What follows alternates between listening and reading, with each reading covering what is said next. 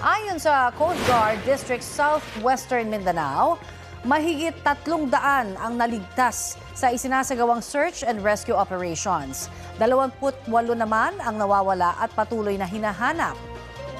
Sa paunang investigasyon, galing Zamboanga City ang barko at papuntang Holosulu nang biglang pasukin ng tubig. Patuloy pa ang investigasyon ukol sa sanhi ng paglubog ng barko. Dinala na sa iba't ibang pantalan ang mga biktima. Nakaantabi rin doon ang mga medical team. Tutok lang po dito sa Balitang Hali para sa pinakasariwang impormasyon tungkol sa paglubog ng MV Tricia Kirsten 3. At update na po tayo sa rescue operation sa lumubog na MV Tricia Kirsten 3 sa Basilan. Kausapin natin si Philippine Coast Guard spokesperson Captain Noemi Cayabyab. Magandang umaga at welcome po sa Balitang Hali. Good morning po, Sir Randy and Ma'am Connie at maraming Sir Rafi at maraming salamat sa upunyadan ngayong umaga. Ano po yung initial na impormasyon nyo sa dahilan ng paglubog nitong MV Tricia Kirsten 3? Well, ongoing po ang kinakandak po nating investigation, Sir Rafi. Pero ang nakikita po natin sa mga factors is yung weather condition po ngayon. Medyo maalon po talaga sa area na yan. But definitely lahat po ng mga questions, no, how the incident happened, magiging part po yan ng ating investigation. But currently, as time is of the essence, Sir Rafi, ay ongoing po ang kinakandak nating area search po. Nabanggit niyo po kung maalon po dun sa area na yon, meron ho bang abiso noon sa PCG para lumayag yung mga barko? Well, based po sa initial statement po na nakuha natin, nagkaroon naman po ng clearance. Wala naman po nakataas na gale warning dyan sa area na yan. Wala rin naman pong signal. Ngayon po ang nakikita po natin na factor is yung amihan. So pag amihan po kasi sa Rafi, may possibility na paglapas po natin sa open sea, talagang maalon po talaga sa part na yan. So as to the other reasons po or causes na itong insidente na to, that would be subject for investigation po. Sa ngayon po, ilan pa po yung hinahanap? As we speak po, 28 pa po ang ating hinahanap. Okay. Linawin ko lamang po, halos kalalabas lamang ng barko dun sa pantalan. Tama ho ba? O ilang oras na itong bumabiyahe nang lumubog ito? Yes po. Umalis po ito ng Zamboanga kagabi, 9:20 p.m. So, na-receive po natin yung distress report galing sa dalawang Coast Guard natin na on board sa barko at Sea Marshal, halos 1:50 a.m. Okay. So, nasa vicinity lang po siya ng Basilan. So, medyo malapit-lapit pa po siya sa Zamboanga kung gayon. Yes, opo. Tama po kayo. Malapit-lapit na rin po. Kaya naging kahit papano, naging mabilis pa rin po yung pag-dispatch natin ng ating mga assets po. At saan po yung search operation po ninyo ngayon? I would assume dito sa mga isla sa paligid ng Basilan. Yes, tama po kayo. So, ongoing rin po ang ating coordination with the local government unit to help us in locating po itong hinahanap pa rin po natin ng mga missing individuals.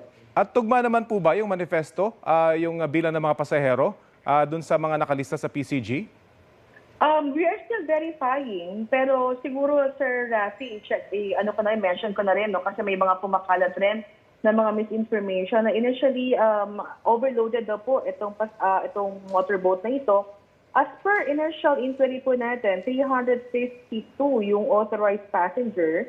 And passenger po ito, Sir Rafi. So we have 332 passengers at that moment.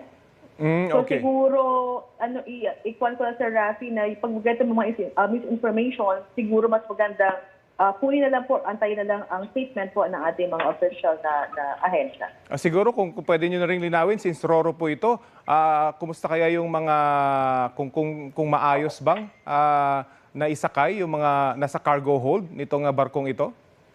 Kasama rin po yan, Sir Rafi, sa iniimbestigahan po natin. Kung ito po ba ay posibleng dahilan rin ng paglubog nitong boat na ito. At nakita mo natin sa mga video, nakadeploy naman itong life vest at mga life raft nitong barko. Tama ho ba? Maayos naman na nakadeploy itong mga emergency equipment ng barko? Yes, tama po kayo, Sir Rafi. Okay. Kumustahin na rin po namin yung update sa tumaob na MV Devon Bay. Kumusta po yung mga sakay nito? Kaninang umaga po ay na-receive na po natin sila dito sa Manila. Kahapon po nagkaroon ng small boat to small boat transfer dahil medyo maalon po talaga sa area ng Baho de Masinloc. So kanina, 15 survivors po ang ating tinanggap at na-turn over po natin yan sa Department of Migrant Workers and meron po tayong dalawang casualty po na tinurn over na rin po natin for appropriate disposition. Ang boat-to-boat transfer po between PCG and the China Coast Guard, tama po ba? Yes, tama po kayo, Sir Rafi. At kumusta naman po yung naging koordinasyon nitong dalawang Coast Guard operators? So, naging smooth naman po ang ating transfer kahapon. Ang naging mekanismo po natin is we use the Maritime Rescue Coordinating Center, no? So, fortunately, the Philippine Coast Guard is the agency responsible for this MRTC. At ang counterpart po natin for the Chinese side is the Hong Kong Rescue Coordinating Center. So, naging maayos naman po ang ating koordinasyon at wala naman po tayo na-report na anumang insidente during the transfer po nitong mga rescue crew at kasama po yung dalawang standover po. At may posibleng dahilan na po ba sa paglubog nitong barko? Well, based po sa interview natin sa isa sa mga survivors, ito po kasing Devon Bay, ang kargamento po nito is nickel ore. So it is loaded of 55,000 tons of nickel ore.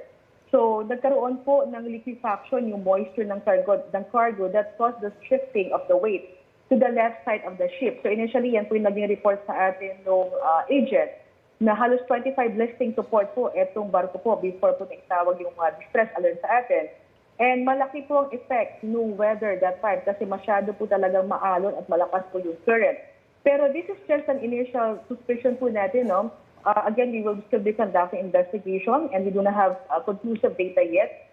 But as we speak po, Sir Rafi, ongoing pa rin po yung ating search and rescue mission dyan sa area. And definitely after this, we will be conducting our investigation na rin po. Very quickly lang ba po yung search and rescue operation? Kasama pa rin po ang China Coast Guard?